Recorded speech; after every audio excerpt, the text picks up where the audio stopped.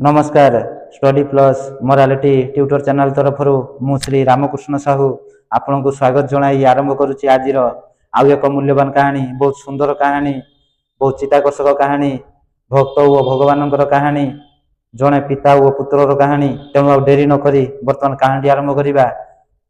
जड़े बापा तांकर पुओ पाई प्रतिदिन रोषे करती कारण तांकर स्त्री मरी जाइथांती देहांत हो जाए तेणु पिता जनक पुत्रर बहुत भल भाव जत्न ने एमती किछि दिन गला दिने से पिता जनक पुत्रों दुई ताटिया मैगी तैयारी कले दुईटी ताटिया चामुच दुईटा थिला गोटे चामुच रे प्रथम चामुच रे दुईटी काजू लगी किंतु द्वितीय ताटिया जो चामुच थिला से आदौ काजू नथिला एवं से बापा जनक पुओं दुई ताटिया मैगी आनी टेबुल पर बसाईदेले पुओ को डाकिले कहले छुआ ये जो दुई ताटिया मैगी अच्छी तू गोटे ताटिया मैगी खाइबू एवं मो पाई गोटे ताटिया रखिबू। तापर पुत्र जनक दुईटी ताटिया को भल भाव लक्ष्य कला देखिला प्रथम ताटिया जो चामचटी अच्छी से दुईटी काजू लगी किंतु द्वितीय ताटिया जो चामचटी अच्छी से आदौ काजू ना। पिलाटी मन मन चिंता कला जे एथिरे निहाती अधिक काजू थी तेणु मुझे जाऊँगी प्रथम मैगी ताटियाटी नेबी यह कही से प्रथम मैगी ताटियाटी को नेला एवं मैगी खाइबा को लगिला से जो दुईटी काजू लगी से दुईटी काजू केवल थिला आउ कौन काजू नथिला किंतु बापा जो द्वितीय ताटियाटी नेले से आदौ काजू लगी नथिला से चामुच रे किंतु बापा जितेबाला खाइबा अधा कले से मझी ताटियारू 8टी काजू बाहरिला। पिलाटी देखि आश्चर्य हो गला अरे मु ताहले बुका बनी गली मुझे से ताटियाटी नहीं था मु 8टी काजू पाई था।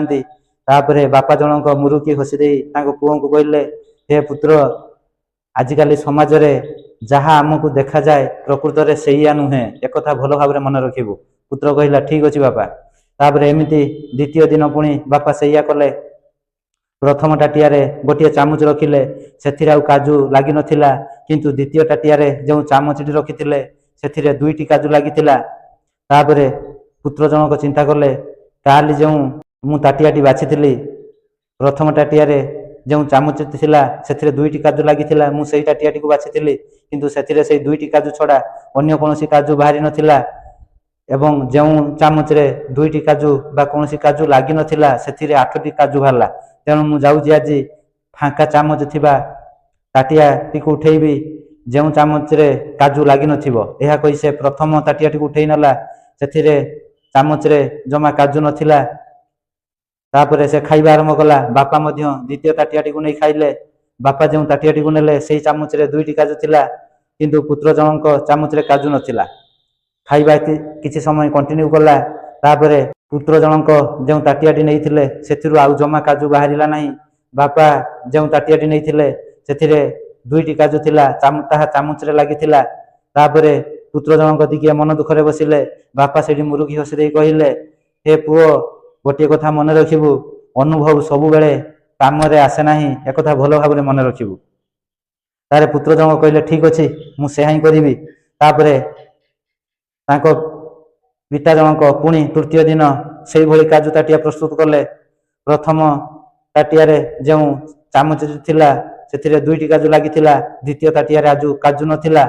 तापरे पुत्र जनक टिकिए नार्भास अनुभव कले एवं भाविले प्रथम दिन मु जहाँ भाभी से होई नथिला द्वितीय दिन मुझे अनुमान करी भाभी उठे ताहा भी होई नथिला। आज गोटे काम करी गोटे नूतन बुद्धि बाहर कला एवं तांको बापा को कहला बापा मु आज प्रथम ताटिया उठेबी नहीं आपण प्रथम ताटिया उठंतु तापरे जो ताटियाटी रहिबो सेटा मु खाइबी। या परे बापा जनक से प्रथम ताटिया को उठे नेले प्रथम ताटियार चामच रे दुईटी काजू लगी द्वितीय ताटियार चामच रे कौन काजू लगी नथिला। तापरे द्वितीय ताटिया काजू जतबे पिलाटी खाइला सेथिरु पुणी 8टी काजू बाहरिला। या परे तांको पुत्र जनक मुरुकी हसी देले तांको बापा जनक मध्य मुरुकी हसी देले। एथिकरे कहानी शेष होला। कहानी बहुत सुंदर कहानी। एठी कथा हेउची पिता और पुत्रर कहानी नुहे भगवान और साधारण मनुष्य मध्य कहानी।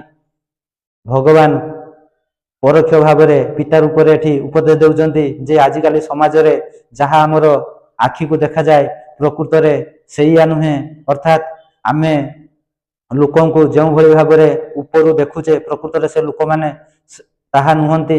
ଆମେ ଯାହାକୁ ସଚ୍ଚୋଟ ବୋଲି ଭାବୁଛେ ସେ ପ୍ରକୃତରେ ସଚ୍ଚୋଟ ନୁହେଁ। ଭଗବାନ କଥା ଛଳରେ ଦ୍ୱିତୀୟ କଥାଟି କହିଲେ ଯେ ଅନୁଭବ ସବୁବେଳେ କାମ ଦିଏ ନାହିଁ, ତେଣୁ ଅନୁଭବର ବ୍ୟବହାର କରିବ ଠିକ ଉପାୟରେ। ଯଦି ତମେ ଭଗବାନଙ୍କୁ ସ୍ମରଣ କରି ଅନୁଭବଟିକୁ କାର୍ଯ୍ୟରେ ଲଗେଇବ ତାହେଲେ ନିଶ୍ଚୟ ତାହା ଫଳପ୍ରଦ ହେବ। ତୃତୀୟ କଥାଟି ହେଉଛି ତମ ଭିତରେ ଯେତେ ଅନୁଭବ ଥାଉ, ଯେତେ ଜ୍ଞାନ ଥାଉ, ଯେତେ ବିଦ୍ୟା ଥାଉ, ଯେକୌଣସି କର୍ମ ଆରମ୍ଭ କରିବା ପୂର୍ବରୁ ଯଦି ତମେ ସେଇ ଭଗବାନଙ୍କୁ, ଜଗତର କର୍ତ୍ତା ଈଶ୍ୱରଙ୍କୁ ସମର୍ପଣ କରି ଭକ୍ତିର ସହିତ ପ୍ରଣାମ ଜଣାଇ କର୍ମଟି ଆରମ୍ଭ କରିବ ତାହେଲେ ନିଶ୍ଚୟ ତାହା ସଫଳ ହେବ, ଏଥିରେ ଆଦୌ ସନ୍ଦେହ ନାହିଁ। ଆଶା କରୁଛି କାହାଣୀଟି ଆପଣଙ୍କୁ ଭଲ ଲାଗିଥିବ। ଭଲ ଲାଗିଲେ ଲାଇକ୍ ଟିଏ କରିବେ, ସେୟାର କରିବେ, ସବସ୍କ୍ରାଇବ କରିବେ, ପାଖରେ ଥିବା ବେଲ୍ ଆଇକନକୁ ଦବାଇ ଦେବେ। ରହୁଛି। ଜୟ ବଜରଙ୍ଗବାଲି।